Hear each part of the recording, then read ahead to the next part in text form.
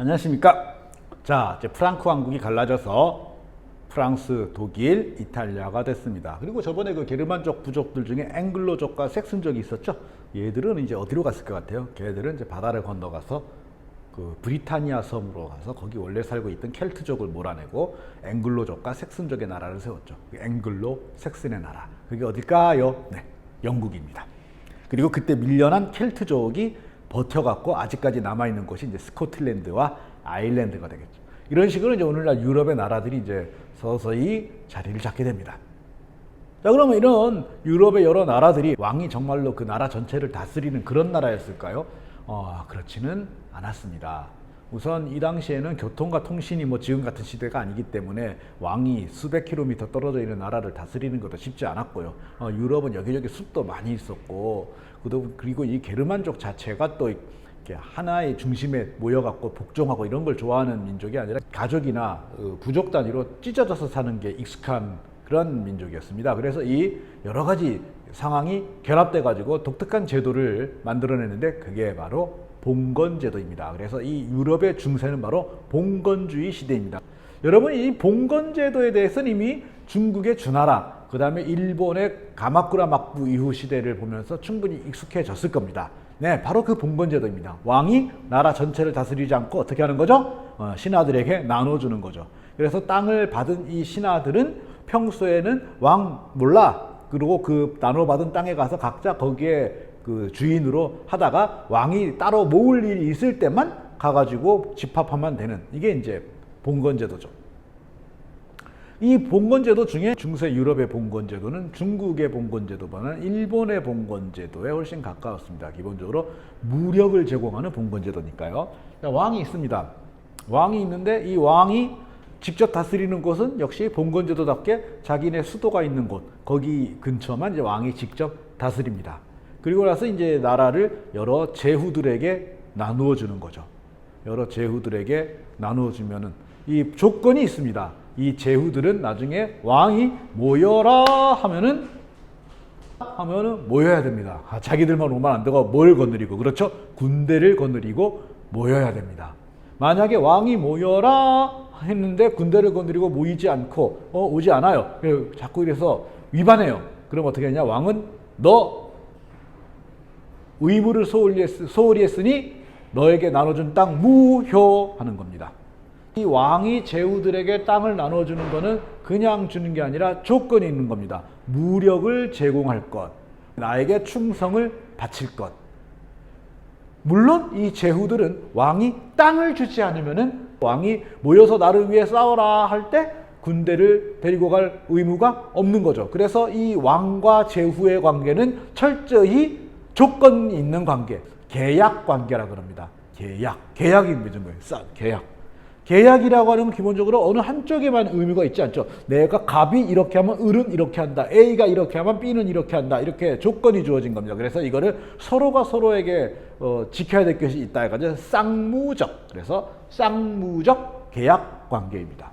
이게 주나라 봉건제도랑은 다르죠. 주나라 봉건제도는 왕이 제후들에게 땅을 나누어 줄 때 나의 친척이고 공신이기 때문에 나눠준 거예요. 그래서 큰 집, 작은 집의 관계예요. 큰 집, 작은 집의 관계이기 때문에 쉽게 이 관계가 깨지는 게 아니에요. 그런데 중세 유럽의 이 봉건제는 땅을 나눠줄 때 조건부로 서로 땅을 나눠주는 대신에 너는 나를 위해 싸워라, 이걸 한 거기 때문에 싸우지 않으면 땅을 주지 않을 것이고 땅을 주지 않으면 싸우지 않을 거예요. 냉정하다. 자, 그럼 이 제후들은 땅을 받았어요. 땅을 받았으면은, 자, 왕이 필요하면은 군대를 거느리고 와라 그랬잖아요. 그럼 이 제후들도 군대를 만들어야겠죠. 그래서 전문적인 전사들, 전문적인 군인들, 직업 군인들을 모으게 되는데 이 직업 군인들 역시 그냥 싸우지 않겠죠. 뭘 받아야 돼요? 그렇죠. 땅을 받아야 돼요. 그래서 이 직업 군인들 역시 땅을 받게 되는데, 이렇게 제후에게 땅을 받고 싸워주기로 한 직업 군인들을 일컫는 말이 바로 여러분 중세하면 제일 많이 떠오르는 그들, 그쵸, 기사입니다. 기사. 즉 땅을 받는 대가로 싸워주기로 계약을 맺은 전문 싸움꾼, 그게 이상해요. 직업군인들 이렇게 얘기합시다. 직업군인들. 이게 바로 기사입니다. 좀 폼나는 말로 하면은 전사 이렇게 얘기할까요?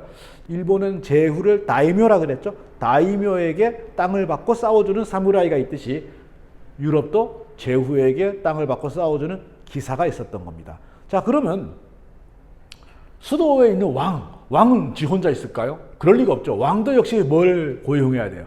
자기 나름의 기사를 고용해야 되는 거예요. 그러면은 가만히 생각해 보면은 왕이든 제후든 기사든 직접 다스리는 땅의 크기는 별로 차이가 안 날 것 같지 않아요? 그죠? 왕, 제후 다 군대를 거느리려면은 그 왕 이렇게 자 제후들에게 잘라줘. 그 다음에 제후 다시 이렇게 잘라가지고 누구 줘요? 기사. 그러면 다 요 한 덩이씩의 땅만 직접 다스리게 되는 거예요. 이렇게 봉건제도 하에서 잘라갖고 가지게 되는 이 한 덩이의 땅, 이 최소 단위를 장원이라고 부릅니다. 장원. 그리고 이 장원 하나를 통치하는 사람이 바로 영주가 됩니다. 이 영주들 중에 제일 많은 사람들은 아무래도 기사들이겠죠. 그리고 간혹 제후도 있고 왕도 어떤 면에서 영주의 한 사람인 거죠. 그리고 이제 성직자들 중에도 이런 영주들이 있습니다. 자, 그러면 이 장원 하나를 떼어서 확대해 보겠습니다. 확대해 보면은 이렇습니다. 농토가 있어요. 그다음 이 농토가 있으니까 이 농토에서 농사 짓는 사람들이 있겠죠. 이 농민들이 있습니다. 그런데 이 농민들을 농노라고 불렀습니다. 아니, 농민이면 농민이고 노예면 노예지. 농노가 뭐냐? 기본적으로 농민은 농민이에요. 그래서 자기 집이 있고 자기 가족이 있고 자기 농기구가 있고 뭐 그렇습니다.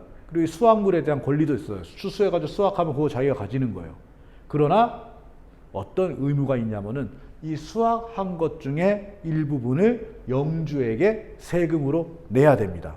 그 다음에 이 장원 안에 있는 여러 가지 시설들, 예를 들면 대장간이라든지 방앗간이라든지 혹은 뭐 제빵소라든지 뭐 세탁소도 있으려나요? 뭐 하여간 이런 것들을 이용하면 또 그것에 대한 이용료도 내야 됩니다. 이래저래 그러니까 여기 살면서 농사 짓는 대가로 영주에게 많은 걸 갖다 바쳐야 돼요. 아이, 이게 너무 이렇게 내는 게 많아. 나 여기 살기 싫어. 하고 다른 데로 가면은 붙잡혀 죽습니다. 이 농노에게는 거주 이전의 자유가 없습니다. 그러니까 농민은 농민이로되 이 장원의 부속품처럼 붙어서 이 장원을 떠날 수 없도록 되어 있는, 그래서 계속해서 이 영주에게 세금을 내야 되는 그러한 농민이 농노인 겁니다. 그러니까 농민과 노예의 중간쯤 되죠.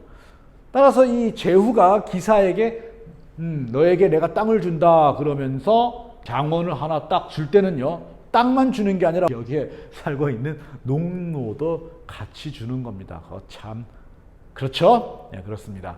자, 그러면 이 기사는, 이 영주는 농사 질 필요 있나요? 없죠. 그러니까 평소에 무술이나 열심히 수련하면서 나중에 제후가 부를 때를 기다리면 되는 겁니다. 제후가 부를 때를 기다리고 뭐 먹고 사는 거는 농노가 농사 지은 거에서 이렇게 세금 걷어서 살면 되죠. 그런데 여기 뭐가 하나 더 있네요. 제 뭘까요? 네, 교회입니다. 유럽의 중세는 바로 크리스트교가 지배하는 사회입니다. 사람들의 신앙심이 굉장히 컸기 때문에 이 세상에 사는 목적 자체가 하늘나라 가는 거라고 믿었습니다. 그러니 성직자의 권위도 굉장히 셌겠죠.